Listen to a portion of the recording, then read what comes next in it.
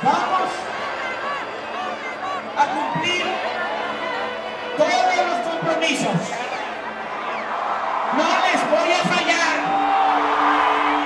Y quiero pasar a la historia como un buen presidente de México. ¡Sí se pudo!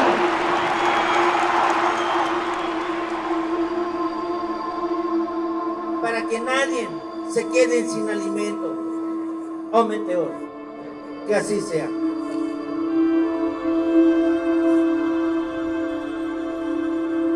Se dijo mucho en el caso de Ayotzinapa que se tenía que cuidar al ejército, porque se tenía que cuidar la institución. No, se está investigando. Vamos a saber todo lo que sucedió y se va a castigar a los responsables. Esa es una deuda que tengo con el pueblo de México. Es una herida abierta que vamos a cerrar.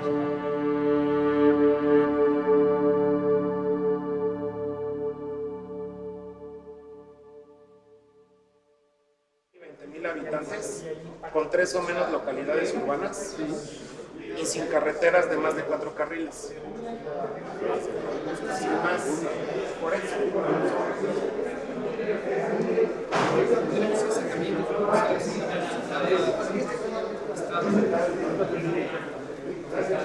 Pero la idea es iniciar la reunión. Les informamos, como ya se dieron cuenta, que está aquí Jiménez. Él es de absoluta confianza. Además, nosotros no tenemos nada que ocultar. La regla de oro de la democracia es la transparencia. Entonces va a estar aquí grabando porque quiere hacer un documental, quiere saber cómo trabajamos y lo invitamos a esta reunión. Buenas tardes a todos. Esta es la tabla que construimos con todas las instituciones. La meta es de 12,715. Es hasta el 14. Es hasta el 14. El próximo viernes. Próximo viernes. Tenemos al momento, al día de hoy, 8,094 camas con recursos humanos totales. Esto significa la presencia de 5 personas, 5 seres humanos encargados de la salud, un inhaloterapeuta, un médico especialista, un médico general, enfermera especialista y enfermero general por cama para todos los días, para todos los turnos. Es un número importante de recurso humano por cama. Seguimos, señor, con la capacitación. Al día de hoy llevamos 36,365 recursos humanos capacitados en este esfuerzo para la atención de pacientes COVID. 8,094 camas completas. Completas con recurso humano. Los 6 turnos. Exactamente. La Ciudad de México, antes del COVID, tenía 145 camas de terapia intensiva. La Ciudad de México, que es la entidad con mayor número de camas de terapia intensiva de todo el país. Y en 2 semanas hemos superado casi 10 veces ese número de camas formadas con recursos humanos óptimos y distribuidos en todo el país. En Cuautla le mandamos 50 camas que teníamos ya y ese hospital lo vamos a abrir. Hoy ya están ahorita los militares cargando las camas a Cuautla y lo podemos abrir el lunes ya, el de Cuautla. Ya estamos trabajando en eso también. Habíamos dicho que en Cancún eran 7 días del pico y en Tijuana eran 4. En realidad se prolongó esta meseta y actualmente la ocupación es 74% con 26% de disponibilidad. Lo otro, ya para terminar, es el que no caigamos en ninguna provocación. Están los conservadores ahora sí, muy desquiciados. Entonces, no hay que confrontarlos tanto, o confrontarlos, pero hablar despacito y, o sea, relajado.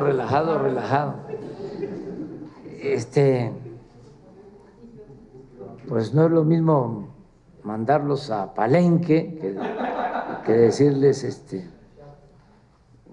les podemos mandar a Palenque, ¿no? El modito, pues, porque todavía en el gobierno en general hay gente que no coincide con el proceso de transformación. No piensan que es posible transformar el país y no tienen como objetivo superior el de mejorar las condiciones de vida y de trabajo del pueblo de México.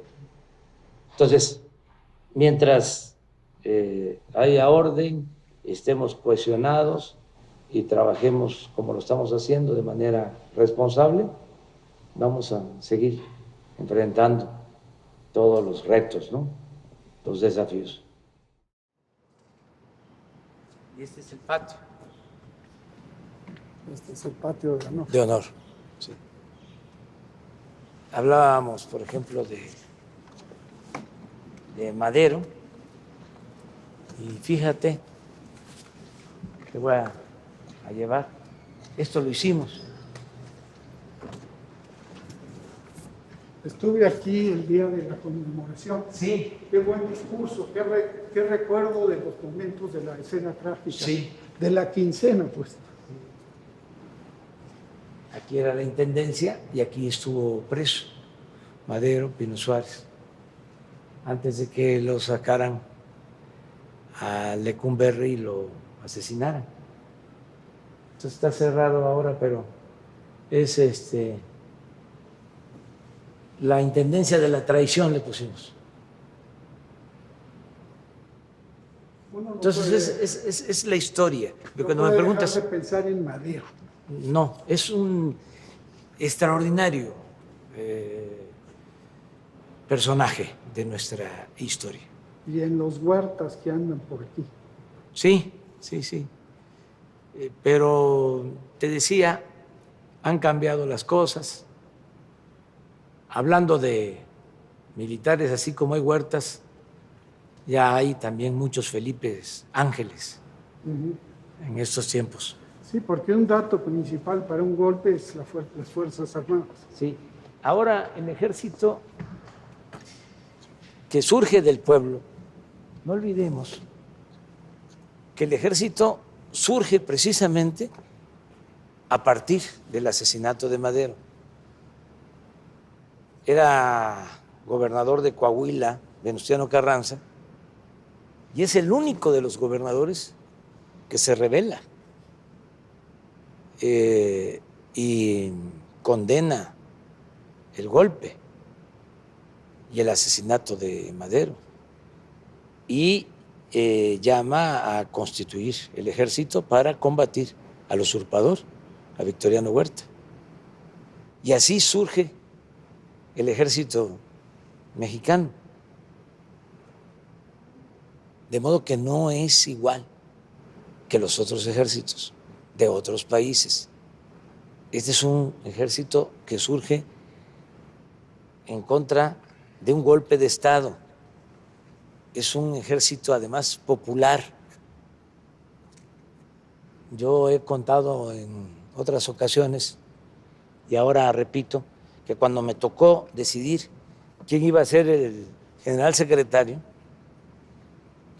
analicé los expedientes de los 30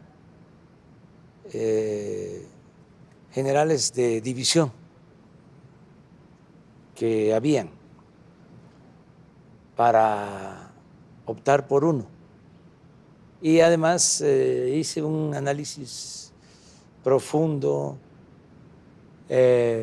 apliqué cuestionarios de distintas maneras, porque tenía yo que tener cuidado en el nombramiento. Una de las cosas que me llamó la atención es que de los 30 generales de división, la mayoría hijos de campesinos, hijos de mecánicos, como es el caso del general Luis Crescencio Sandoval, por el que decidí, hijo de un maestro mecánico. Decidí por él porque había una coincidencia en todas las consultas. Siempre parecía de que era incorruptible.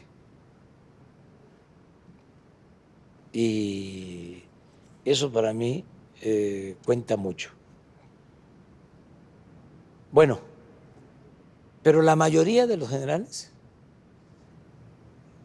surgidos del pueblo, generales de división, hijos de comerciantes, también de militares.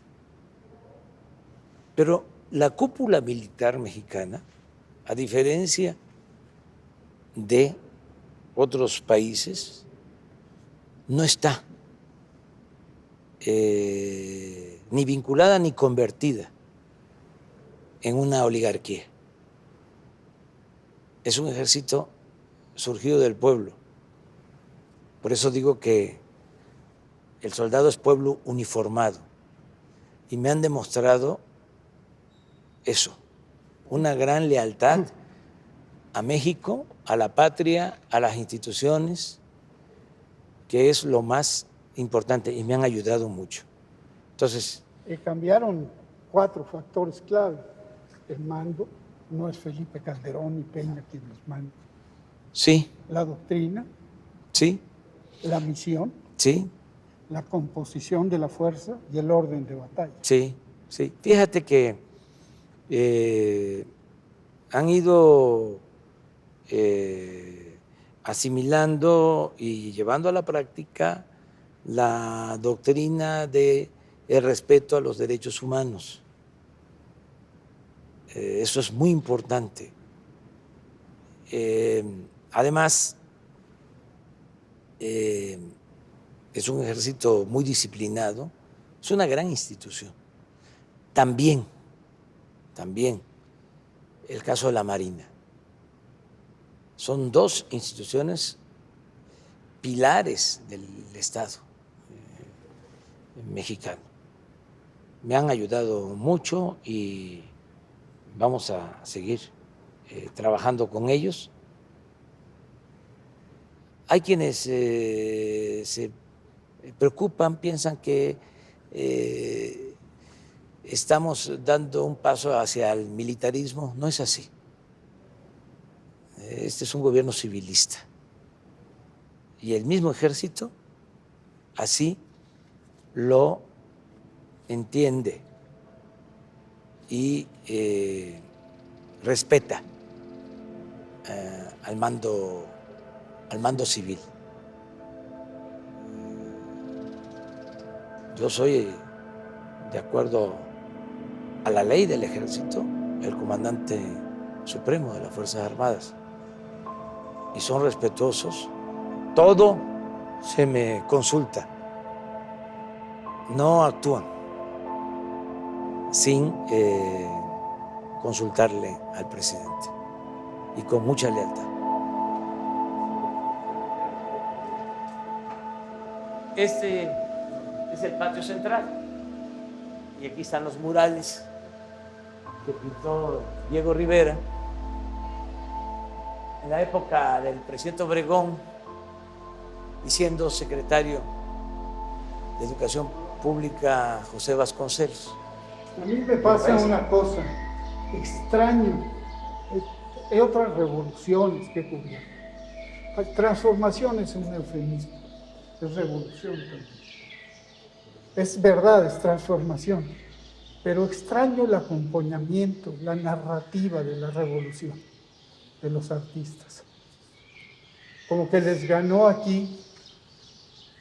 No, es que, mira, se afectó mucho también el arte, la cultura.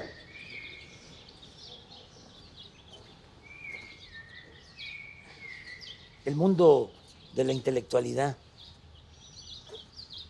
Algo parecido a lo que hablábamos sobre la comunicación.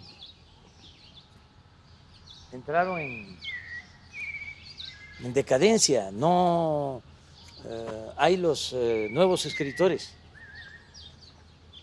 que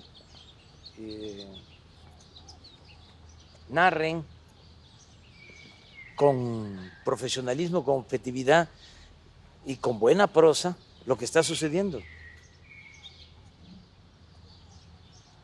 Los que quedaron, pues pertenecen al antiguo régimen. Y como decía un crítico de la literatura rusa, Bielinsky, haciendo un cuestionamiento a Gogol, le decía, otro escritor ruso, decía, ¿cuándo un hombre se entrega por entero a la mentira? Le decía al gran escritor Gogol, decía, cuando un hombre se entrega por entero a la mentira, pierde hasta la imaginación y el talento. Bueno, guardar las proporciones.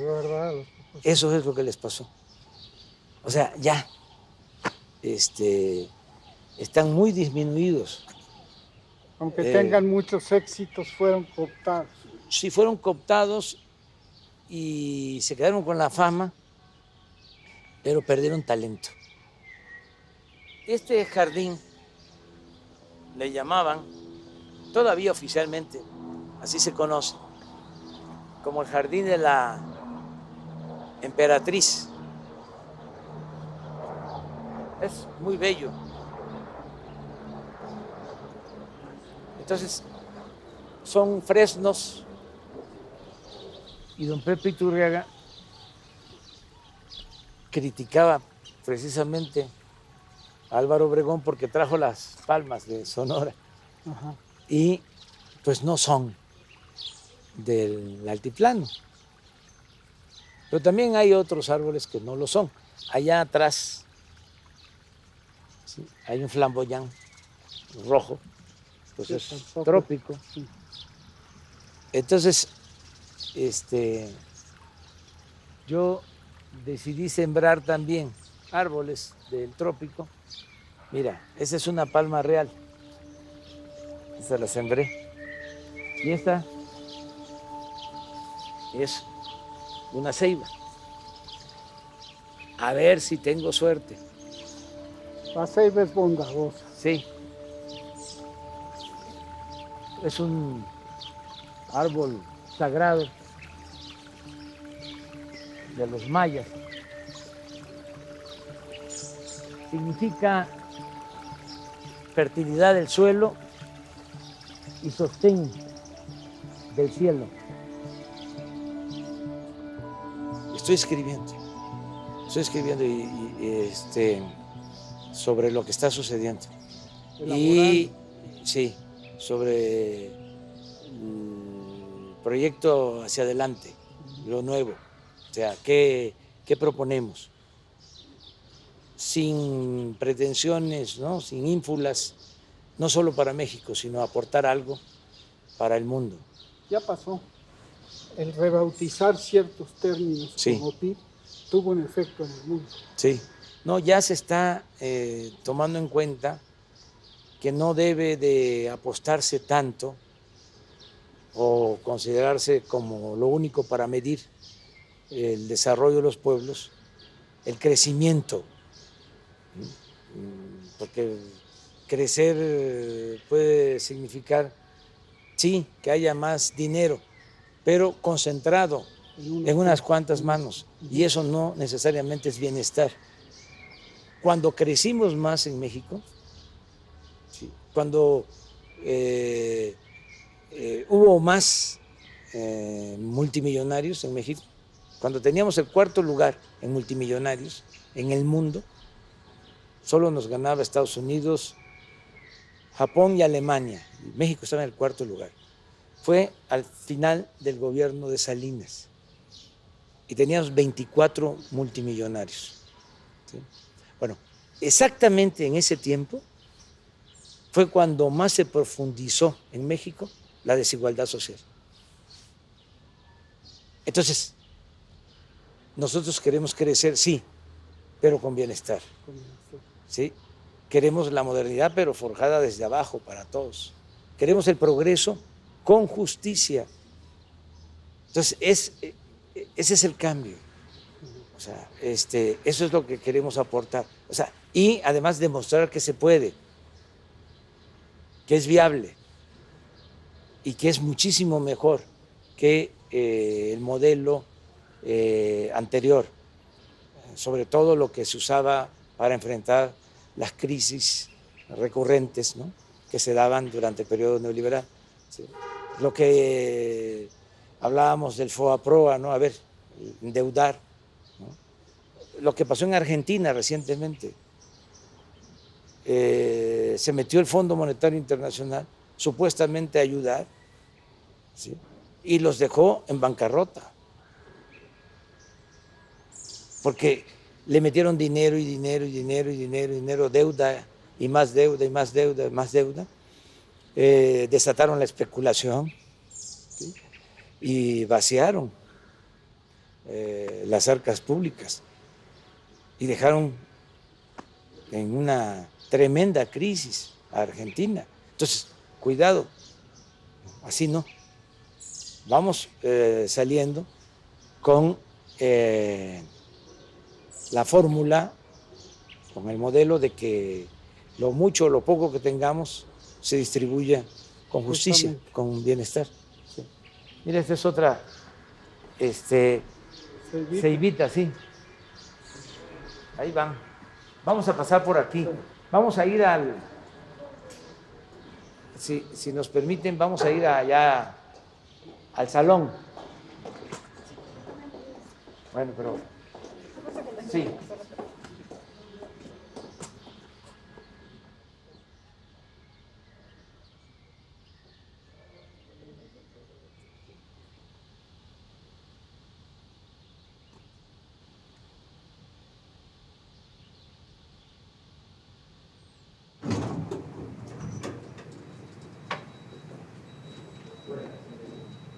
Mira, toda esta parte es nueva, era lo que tenía el Estado Mayor Presidencial y esto se arregló. Si te das cuenta, estuvimos allá en la parte histórica, pues, ¿sí?, y esto ya estaba impactado, moderno, entre comillas, no así, eran oficinas. Entonces se arregló, se abrieron los espacios. Si ves los cuadros, son de los artistas. Aquí está Palenque, mira.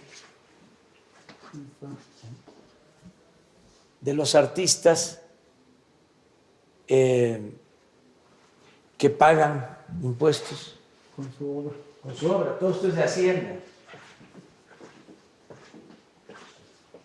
Pero se arregló esto.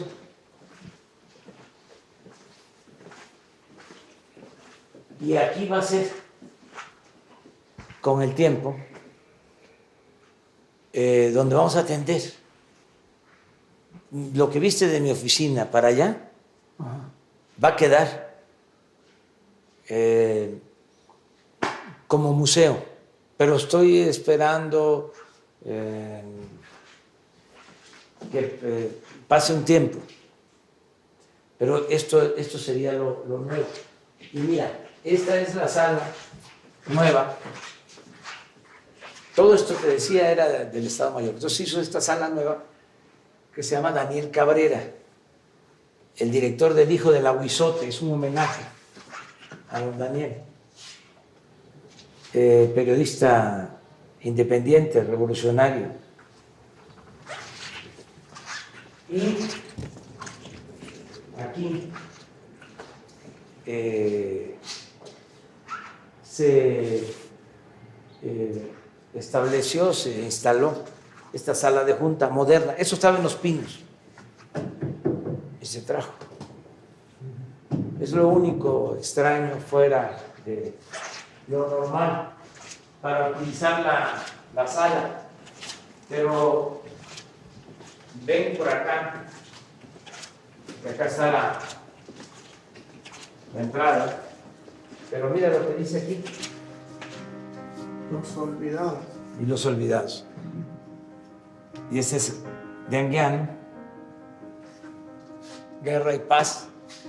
Y aquí empiezan dirigentes revolucionarios como Catarino Garza, Carmen Cerdán, otro tipo de dirigentes importantísimos, casi olvidados, ¿no? Solón Argüello, María Arias Bernal, el Manifiesto a la Nación de Madero. Estos son los funerales de Belisario Domínguez, Soldaderas o Adelitas, Filomeno Mata,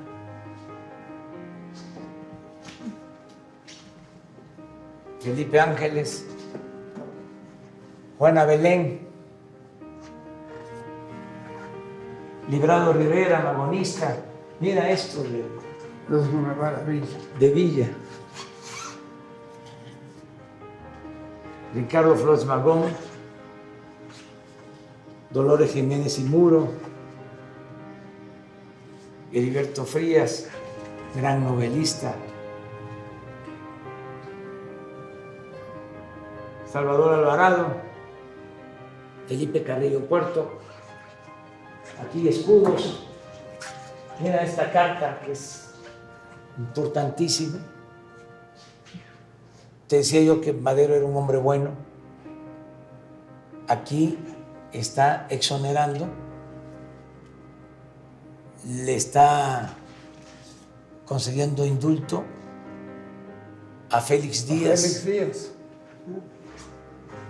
Esta es fuertísima. Esta es una original de Venustiano Carranza. Te hablaba yo de lo bueno de Carranza, tiene muchas cosas buenas, pero mira lo que decía el artículo 3 de este decreto. Cualquier ciudadano de la República puede aprehender a los cabecillas Francisco Villa, Rafael Castro y Pablo López y ejecutarlos sin formación de causa, levantando un acta en que se haga constar su identificación y fusilamiento. Este es del 14 de enero de 1916. Patente de Pozo. Sí, también. Paulino Martínez, otro periodista, el general extraordinario. Heriberto Jara, veracruzano. Nelly Capobello, Amalia Caballero. Mira esto, es una escultura de la soldadera. Esto es una cosa bellísima de Clausel, gran periodista, antiporfirista, estuvo en la cárcel, se escapó de la cárcel, se fue a Francia, conoció a Monet, fue su maestro, Monet, gran pintor, extraordinario pintor. Cuando regresa, cambia y estuvo con Huerta. Y tengo aquí este cuadro, esta pintura, porque Clausel es un artista de primer orden, lo que suele pasar también. Artistas progresistas, revolucionarios, que se cansan de ser consecuentes y caen redonditos ante el canto de las sirenas. Eso le pasó a Díaz Mirón y a muchos otros. Y también siempre recuerdo que Orozco, José Clemente Orozco, gran muralista, era porfirista, estaba en contra de Madero y se volvió revolucionario, gran muralista. O sea, hay que juzgar a los hombres, a las mujeres, cuando se mueren. Si no hay héroes vivos. Mira, revueltas. Josefina Vicén, gran escritora, Valentín Campa, Elena Garro, Álvarez Garín, Raúl, qué emoción verlo aquí. Frida Kahlo,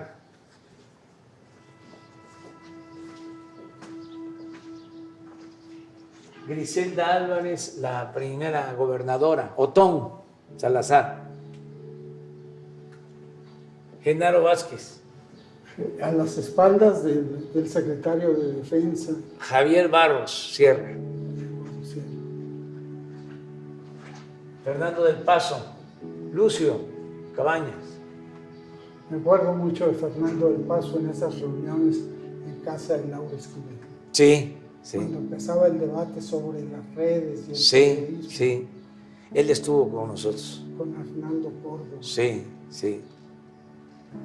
Salvador Nava, Demetrio Vallejo, Alberto Castillo, Hugo Gutiérrez Vega, Chema Pérez Gay, Monsi, Estos dos son entrañables. Monsi, Esos hasta nudo en la garganta. Avilés Jaime, Ajá. Julio Scherer.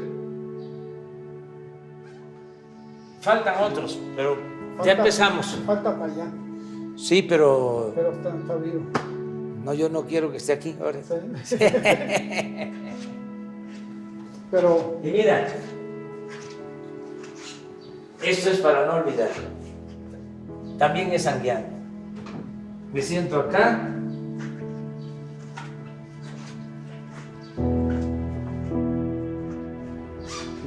Y lo estoy viendo. Estoy escribiendo un texto ahora en donde explico cómo se beneficia con la transformación nuestra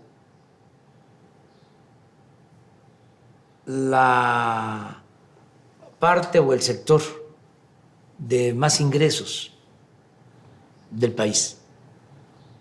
Nosotros hemos decidido proteger al 70% de las familias de México.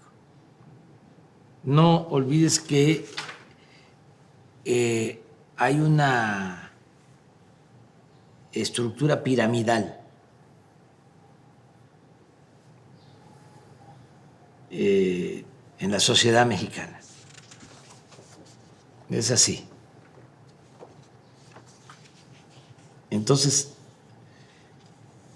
es una base muy amplia de gente pobre, una clase media no tan extensa, tan ancha, y una cúpula, ¿no? Acá, muy minoritaria. De todas maneras, nosotros vamos a llegar, cuando hablo del 70%, estamos aquí. Estamos hablando de 25 millones de hogares. Hasta aquí. En estos 25 millones de hogares están llegando apoyos. Todavía no llegamos al 70, estamos como en el 60. Pero ahora con la pandemia decidimos ampliar el apoyo hacia arriba. Aquí, por ejemplo, están los que son pequeños empresarios que están recibiendo ahora créditos, que tienen trabajadores inscritos en el Seguro Social. Están también quienes no tienen trabajadores inscritos en el Seguro Social, pero tienen negocios pequeños, están recibiendo también créditos, apoyos. Y aquí están, desde luego, maestros, médicos, enfermeras. Solo la pandemia ha significado contratar más de 40,000 trabajadores de la salud, enfermeras y médicos, 40,000. Están, desde luego, los soldados, los marinos, los trabajadores al servicio del Estado. Bueno, es esto, el 70%, que les va a llegar cuando menos una ayuda del gobierno. A estos de la base, a estos les va a llegar, les está llegando más de una ayuda por familia. Ahora es, ¿qué hacemos con los ricos? Con el 30%, que no son ricos, porque acá llegamos hasta la clase media, y este 30% sería clase media alta y alta. ¿Pero qué hacemos? Bueno, los estoy convenciendo, y sobre eso estoy haciendo un ensayo, de cómo se benefician también ellos. Porque el gobierno tiene la obligación de atender a todos, nada más dándole atención preferente a los pobres. Pero eso es por el bien de todos. Bueno, ¿qué les estoy diciendo al 30%, ¿no? De lo alto de la pirámide? ¿Qué les ofrece la transformación? 1, paz y tranquilidad.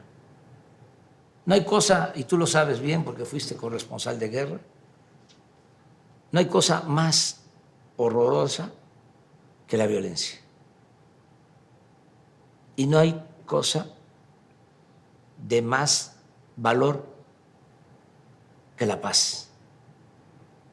Entonces, convencerlos de que al atender aquí tenemos más posibilidades de vivir en paz, de que haya menos homicidios, de que no haya secuestros. Es tremendo cuando secuestran a una persona, que lo privan de su libertad. Y no secuestran a los de abajo, secuestran a los de arriba, por razones obvias, porque son los que tienen recursos económicos. Entonces, si hay justicia aquí, va a haber paz y va a haber tranquilidad.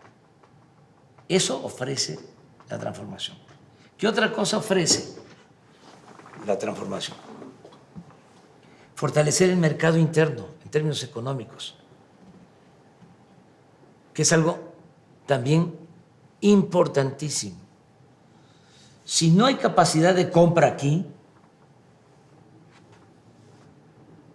decían los magonistas, y volvemos a la historia, decían, si el pueblo tiene como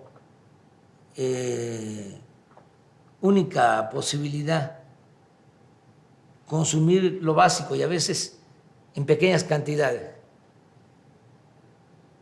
tiene como ajuar un petate, ¿sí? No se beneficia el comercio ni se beneficia la industria. Eso decían en el plan liberal de 1906. Dice, cuando los pobres tengan capacidad de compra, va a haber prosperidad. Y esa es otra manera de ayudar a los de arriba. ¿Qué otra forma de ayudar a los de arriba? Bueno, los proyectos que está impulsando el gobierno, el Tren Maya, el del Istmo, el aeropuerto, todas esas obras se están haciendo mediante contratos con empresas que son de los de más ingresos en el país. Por ejemplo, una empresa de Slim acaba de ganar la licitación para un tramo del Tren Maya. Entonces, esa es otra manera. Se apoya las empresas que pertenecen a este sector. ¿Qué otra cosa también les ayuda? El que no haya corrupción,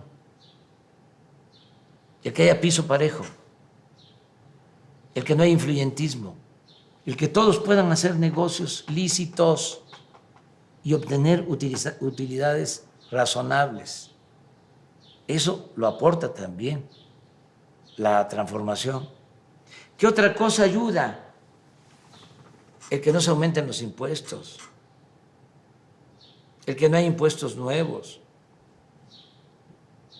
el que no aumente el precio de las gasolinas, del diésel, del gas, de la luz. Todo eso les ayuda. ¿Qué otra cosa va a ayudar mucho? El tratado comercial con Estados Unidos. Hay una circunstancia especial que favorece a México. Hay una ruptura entre China y Estados Unidos. Es evidente de que hay una confrontación, sobre todo en lo económico, en lo comercial.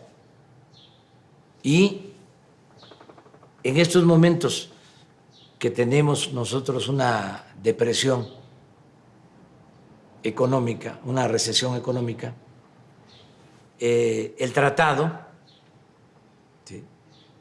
permite fortalecer la economía de los dos países y significa más inversión extranjera a México. Y esto es más impulso a la iniciativa privada mexicana, más empleos mejor pagados para técnicos, para profesionales y desde luego empleos en estas empresas dedicadas a la exportación. La maquila significa darle trabajo a 3 millones de obreros. La industria automotriz de México genera 1 millón de empleos y es tanta la integración de cadenas con Estados Unidos, de cadenas productivas, que hasta la industria bélica de Estados Unidos depende ya de partes que se fabrican en México. Entonces, todo esto va a ayudar a este sector. Por eso, la transformación se necesita y es benéfica, y los voy a convencer a que se monten en una revolución, a que participen, porque es en bien de todos. Son pues conservadores, no quieren apostar a lo nuevo. El conservadurismo es eso, es mantener el statu quo, mantener privilegios, no cambiar. Entonces, es invitarlos a que busquemos un modelo nuevo, sobre todo una forma distinta de convivencia, más fraterna, más humana, más solidaria, que hagamos a un lado el individualismo, que no actuemos de manera clasista, de manera racista, en forma discriminatoria, que nos tratemos como hermanos. Eso es lo que buscamos y se va a ir logrando.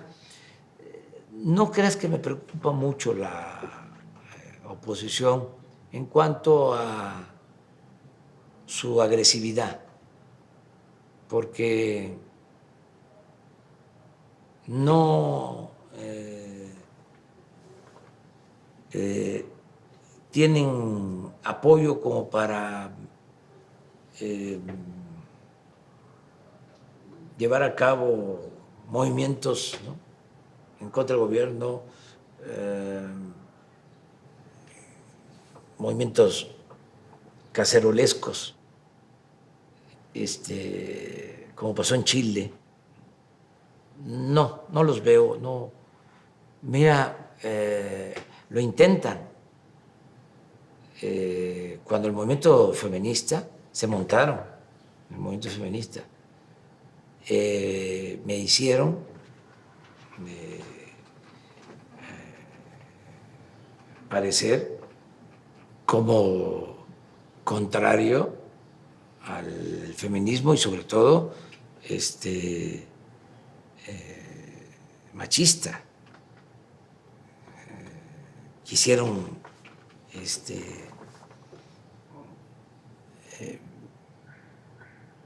motivar pues ese sentimiento. Me di cuenta de que estaban actuando con oportunismo. El feminismo es un movimiento legítimo, justo, pero aquí se trataba de afectar al gobierno. De repente se volvieron feministas los más retardatarios, ¿no?, del país. Y salimos adelante, afortunadamente. Yo siempre hablo de que estoy tranquilo con mi conciencia. Alguien decía que la conciencia era el mejor tribunal para juzgarnos, ¿no? Nuestra conciencia es el mejor tribunal para juzgarnos. Yo apelo mucho a eso. No podría actuar, no podría gobernar, no podría ser dirigente si no tengo mi conciencia tranquila, si no actúo de manera consecuente, si no actúo con honestidad. Entonces, bueno, pasó lo del feminismo, viene lo de la pandemia y lo mismo. Estaban ya esperando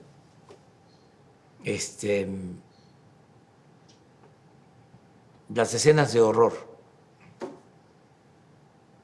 la saturación de hospitales, los muertos. Bueno, Proceso sacó un horno crematorio en su portada hace como 3 o 4 o 5 días. El Universal hizo una nota diciendo: están llenos los hornos crematorios. O sea, muy dramático, mostrando mucha desesperación, mintiendo, escandalizando, atemorizando. Un periodismo amarillista. Y todo por el enojo que tienen, por los cambios, por la transformación. Vamos nosotros a seguir garantizando las libertades. Eso es muy importante.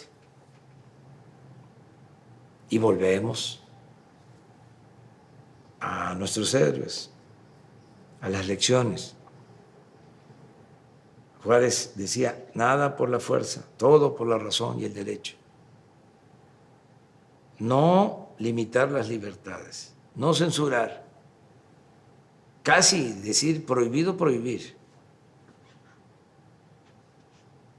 no imponernos por la fuerza, convencer, persuadir y tener paciencia. Hemos podido domar la pandemia, precisamente por la participación de la gente, por la participación responsable y consciente de la gente. Logramos controlar la curva epidémica, aplanarla, si no nos hubiese generado un problema mayor, nos hubiese saturado los hospitales, si nos hubiese pegado como sucedió en Europa, en Nueva York, ahí los desbordó, desgraciadamente, algo muy lamentable. Nosotros tuvimos suerte de que nos llegó más tarde y nos preparamos, porque ya habíamos empezado a levantar el sistema de salud pública, pero estaba todavía enclenque, en el suelo. Y nos dio tiempo de tener las camas, los ventiladores, los especialistas, las enfermeras, y no padecimos de saturación,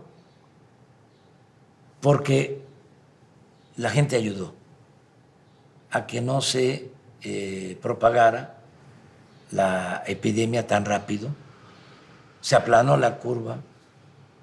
Esto fue muy importante y ahora tenemos ya una infraestructura hospitalaria para atender pues a todos, no dejar sin atención médica a nadie.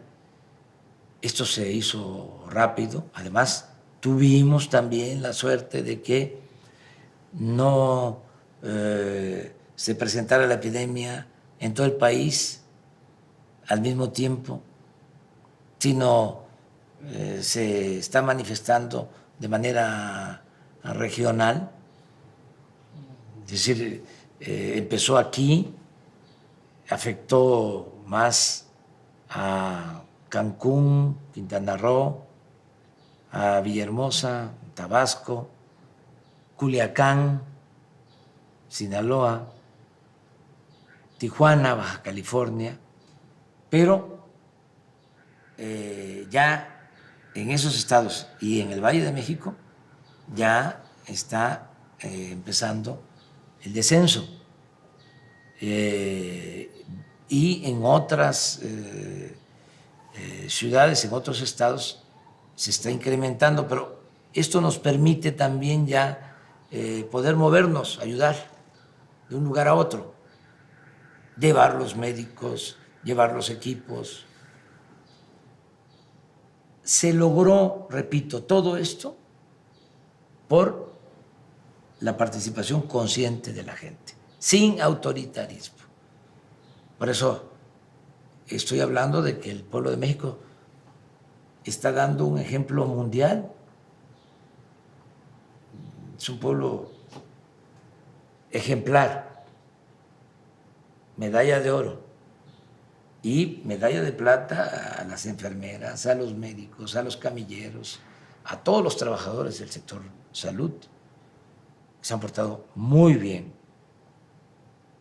Y el bronce para los que han conducido el proceso. Cuando hubo una reunión por video, un encuentro por telecomunicación con los jefes de Estado del G20,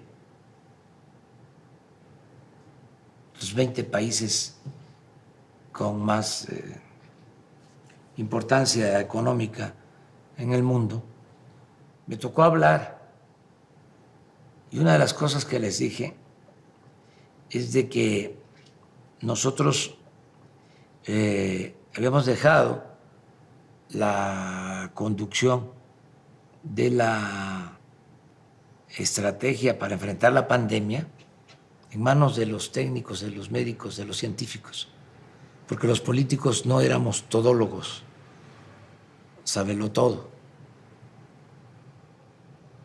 Y la verdad que eso nos ha ayudado mucho, porque tenemos muy buenos profesionales de la salud, empezando por el secretario de Salud. Es una eminencia, Premio Nacional de Ciencia, el doctor Jorge Alcocer, médico investigador del Instituto de Nutrición del más alto nivel académico. El subsecretario Hugo López-Gatell, lo mismo, especialista, bien formado médicamente, pero además con un añadido, una ventaja que no es poca cosa, es un hombre culto, es un buen especialista médico y además es un hombre preparado, con cultura general y con capacidad de exposición. Es didacta, es pedagogo, es un maestro. Esto nos ha ayudado mucho. Desde el principio decidimos poner orden. No vamos a hablar todos. Y me tocó designar a Hugo como vocero y estuvieron de acuerdo quienes forman parte del equipo del sector salud. Y insistí mucho en que actuáramos con responsabilidad y que hiciéramos a un lado el protagonismo y que se cuidara la información. Un vocero, y lo ha hecho muy bien. Eso tiene muy molestos a los conservadores, porque quisieran que actuáramos con desorden, que no se informara como se está haciendo todos los días, con claridad, sin ocultar nada. Apostaron primero, en el caso de Reforma, a que estábamos engañando, que se ocultaban los muertos. Imagínate eso. O sea, qué nivel de inmoralidad, de falta de ética. Y todavía lo secunda el New York Times, que como te dije, es famoso, pero sin ética, o sin la ética suficiente, actuando con mucho desparpajo, con poca responsabilidad.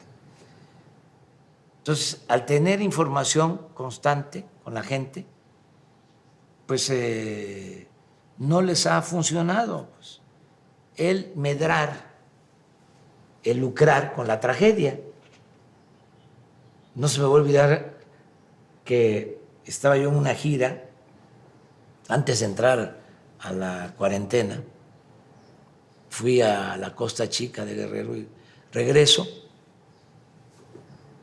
y en el trayecto de Acapulco a la Ciudad de México, en el vuelo, me entero de que habían sacado un mensaje, un Twitter, Riva Palacio y López Dóriga, en donde ya hablaban del primer muerto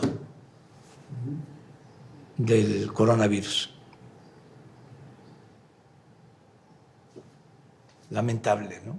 Llego al aeropuerto, salgo y como nunca, periodistas, camarógrafos, me empiezan a alumbrar y a acosar para que yo respondiera, porque ya había el primer muerto del coronavirus en México. Muy agresivos, pidiéndome que yo manifestara mis condolencias a los familiares. Entonces les dije que iba yo a hablar al día siguiente, en la mañanera. Entonces no le importa el muerto, no le interesa, yo guardando silencio, ¿no? Aplicando aquello de que uno es dueño de su silencio y rehén de sus palabras. Entonces me quedé callado, ¿sí? Hasta el carro, ahí, me metía en la cámara. Ya llegué aquí, ya me informaron que afortunadamente el señor no había muerto. Por cierto, sigue vivo y qué bueno. Ya se integró al Consejo de Administración de sus tareas. Sí, que me da mucho gusto. Y ya al día siguiente pues ya se aclara de que no había sucedido eso.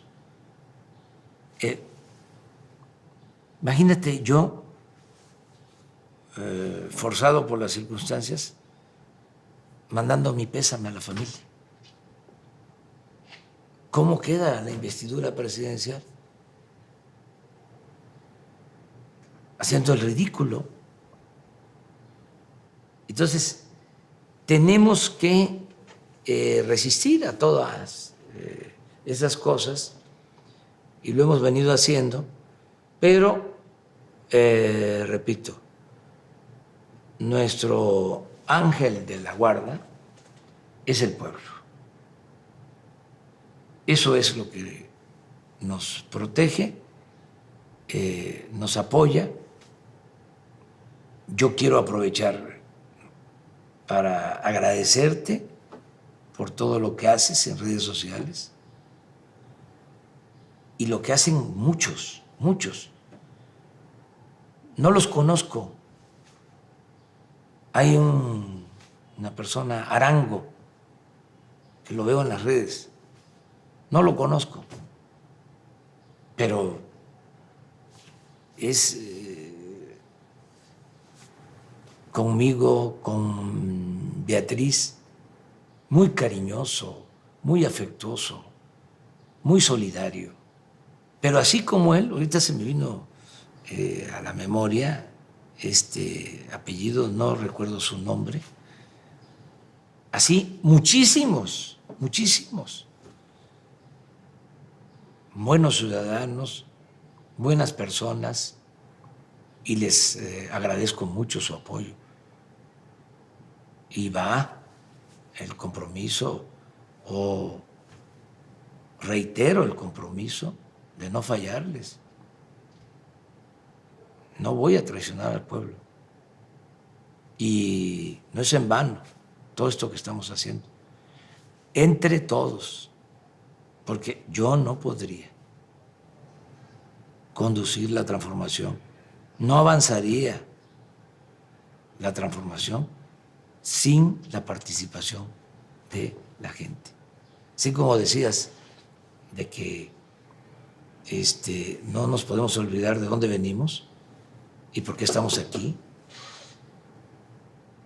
porque para llegar aquí fueron generaciones que sufrieron, que enfrentaron el autoritarismo.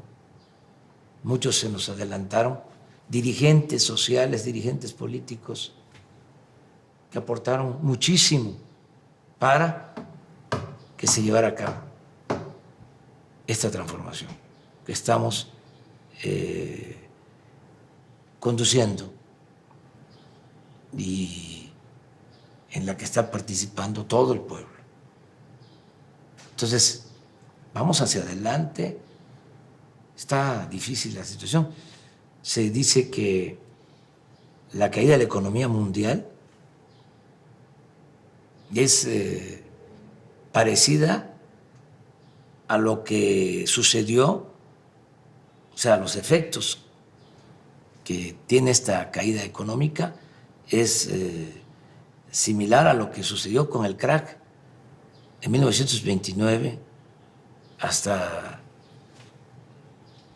1933, la gran recesión que le tocó enfrentar a Franklin Delano Roosevelt, y supo hacerlo, y salió Estados Unidos de la crisis, nosotros vamos a salir de la crisis y estamos aplicando políticas parecidas. El bienestar.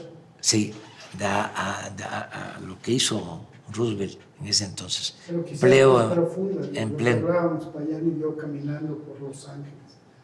Le decía, lo hueles, Payán, me decía, esto está podrido, esto se acaba por lo menos en los próximos 1000 años. Pero parece que ahí la velocidad es más rápida. Sí. La No. curva del contagio se aplanó, la curva de la transformación. Sí, sí. Y los cambios. Porque, mira, lecciones. Hay que aprender a comer. No a la chatarra. Porque el coronavirus afecta más cuando se tiene diabetes, cuando se tiene hipertensión. Y la diabetes, la hipertensión, la obesidad, aunque puedan ser hereditarias, estas enfermedades se exacerban con la mala alimentación, con la comida chatarra. Entonces, ya eso es obligado. Ya tenemos que preocuparnos por eso, comer bien. Lo otro que es muy importante, el entender que es mejor prevenir que curar. No son los hospitales la instancia más deseada, es el que no nos enfermemos, la medicina preventiva. Eso es otra lección importante. Tercera lección, no al derroche, no al consumismo, no a tener más de la cuenta, actuar con austeridad, con sobriedad. México era de los países en donde se consumían más productos, artículos de lujo. Todo eso tiene que cambiar. Tenemos que vivir con lo indispensable, con lo necesario, no a lo superfluo, no al lujo barato. ¿Qué otras lecciones nos deja esta crisis? Que debemos de ahorrar todos. Tenemos que ahorrar, aunque se tenga poco, no derrochar, no malgastar lo que tengamos. ¿Qué otra lección? Querernos mucho. Nada sustituye al amor. Mira cómo padecieron más los adultos mayores que estaban en asilos de ancianos, sobre todo en Europa. ¿Cómo se protegió más al adulto mayor? En nuestras casas.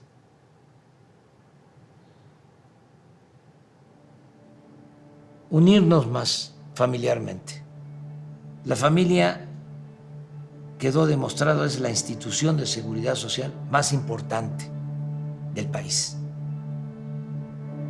Y no olvidar la importancia también de los valores culturales, morales, espirituales. Son lecciones, enseñanzas de esta crisis del coronavirus. Este va a ser mi despacho. Estoy arreglando para no usar aquel, para dejar libre aquel. Vamos más para que termines de ver la parte histórica. Nos faltan 2 salones, 3. Puedes pasar por aquí. Esta es la parte histórica. Aquí empieza. Se comedor. Mira esto. Qué barbaridad. Esto sí es de la época del Imperio. Era el comedor imperial. Y esto es morisco. Y aquí por atrás entra el despacho.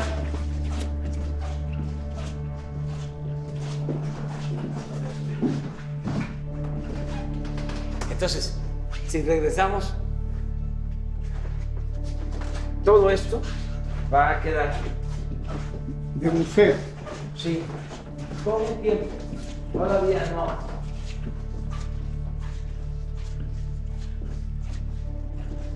Y vamos a entrar